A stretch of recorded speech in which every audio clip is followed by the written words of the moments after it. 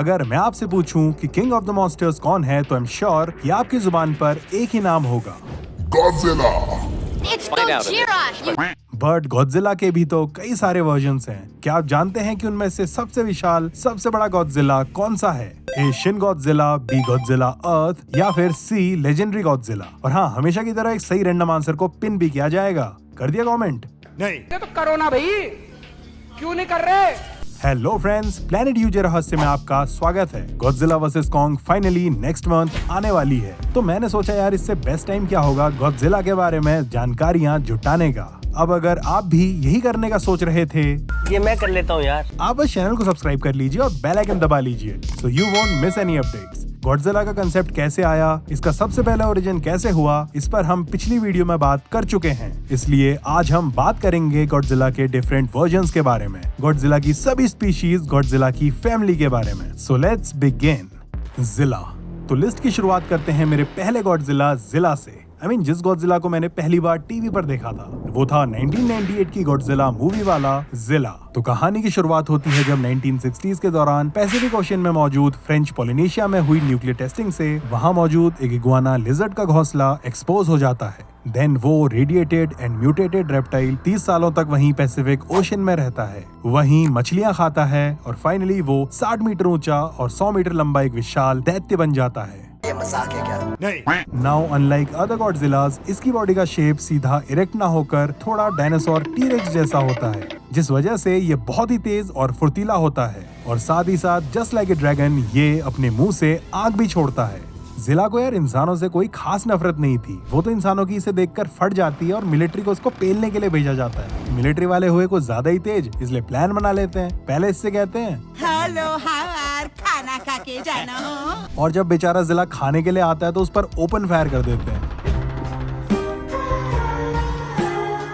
But इस हमले से जिला बच जाता है एंड एट लास्ट सैकड़ों अंडे दे देता है, जिनसे बच्चे भी निकल जाते हैं। देन मिलिट्री जर्नल भी लाइक साले को बम से उड़ा दूंगा। एंड फाइनली जिला और उसके बच्चों को डिस्ट्रॉय कर दिया जाता है, लेकिन एक अंडा बच जाता है। अब गॉडजिला का ये वर्जन कुछ खास नहीं गया और इसे देखकर गॉडजिला के फैंस और इवन तोहो वाले जापानियों का रिएक्शन भी कुछ ऐसा था। तेरी सूरत गॉडजिला अर्थ। अपनी 300 मीटर हाइट के साथ गॉडजिला अर्थ सबसे विशाल गॉडजिला है। चलो इसे एक बार विजुअलाइज करो। एक एवरेज इंसान से लगभग 55 गुना बड़ी है यूएस की स्टैच्यू ऑफ लिबर्टी, देन उससे 2 गुना बड़ी है इंडिया की स्टैच्यू ऑफ यूनिटी और साइज में इससे भी 2 गुना विशाल है ये गॉडजिला अर्थ। अगर दूसरे गॉडजिला से इसका सामना हो जाए ना तो दिल भी लाइक इसका मुंह किधर है? गॉडजिला अर्थ के ऊपर 3 एनिमेटेड मूवीज भी बन चुकी हैं जो हमें इसके ओरिजिन के बारे में कुछ यूं बताती हैं। गॉडजिला अर्थ एवोल्यूशन के नेचुरल सिलेक्शन का एंड रिजल्ट है। देखो देखो क्या वो पेड़ है? अरे सही में, अनलाइक अदर गॉडजिलास जो रेप्टाइल या एनिमल से म्यूटेट होकर बने हैं, गॉडजिला अर्थ टोटली प्लांट बेस्ड लाइफ से इवॉल्व हुआ है। ये प्लेनेट अर्थ के इतिहास का सबसे विशाल और शक्तिशाली क्रिएचर है। ह्यूमन सिविलाइजेशन का इससे सामना पहली बार 2030 में हुआ था, जब ये इंसानों की अच्छे से लेता है और तब ये सिर्फ 50 मीटर्स लंबा था और इवन एलियंस ने भी ह्यूमंस की मदद की थी, but still we lost the fight. कई लोग मारे जाते हैं एंड आफ्टर दैट 2048 में 15,000 बचे हुए ह्यूमन सर्वाइवर्स एक नए घर की तलाश में अर्थ को छोड़कर निकल लेते हैं, जिसके बाद इस गॉडजिला का अर्थ पर एक छत्र राज हो जाता है और इस दौरान वो पूरे प्लेनेट को अपने अकॉर्डिंग टेराफॉर्म कर लेता है। देन 20,000 सालों बाद इंसान इसे पेलने के लिए अर्थ पर वापस आते हैं, बट अब ये दैत्य 300 मीटर्स लंबा हो चुका होता है। हम भी पेले गए थे, तुम भी पेले जाओगे। इतिहास खुद को दोहराता है और इंसान फिर से हार जाता है। हालांकि इस लड़ाई में ह्यूमंस एक दूसरे Godzilla known as Godzilla Filius को मौत के घाट उतार देते हैं। अब अगर बात करें गॉडजिला अर्थ की एबिलिटीज की तो you will be amazed to know that इसकी एटॉमिक ब्रेथ एकदम फाड़ू है। 2042 में तो एक बार ये अपनी रेड वेरिएंट वाली एटॉमिक ब्रेथ से गोराथ नाम के एक 30 किलोमीटर चौड़े और मून जितने मैसिव एस्टेरॉइड के चिथड़े उड़ा देता है। बेटे, मौज कर दी वाह बेटे वाह। बाकी इसके इनविंसिबल होने के पीछे सबसे बड़ा हाथ है इसके कवच का। नजर रक्षा कवच। अबे साले। अरे उस कवच का नाम है असिमेट्रिकली परमिएबल शील्ड, जो एक इलेक्ट्रोमैग्नेटिक फील्ड है जो इसकी बॉडी जनरेट करती है। एंड बिकॉज ऑफ दैट पत्थर से लेकर न्यूक्लियर वेपन कोई भी इसका कुछ नहीं बिगाड़ सकते। इसके अलावा इसके पास है एक रैपिड हीलिंग फैक्टर, एकदम फटाफट वाला सुपर ऑसिलेटरी वेव जो इसके दहाड़ने से निकलती है और सामने आने वाली किसी भी चीज को निस्तनाबूद कर देती है। एंड इसकी पूंछ जिसे फेर के ये धमाके कर सकता है, जिस एबिलिटी को प्लाज्मा कटर कहा जाता है। इसके अलावा भी इसके पास कई और एबिलिटीज हैं, पर जो वीकनेसेस हैं वो इतनी कुछ खास नहीं है।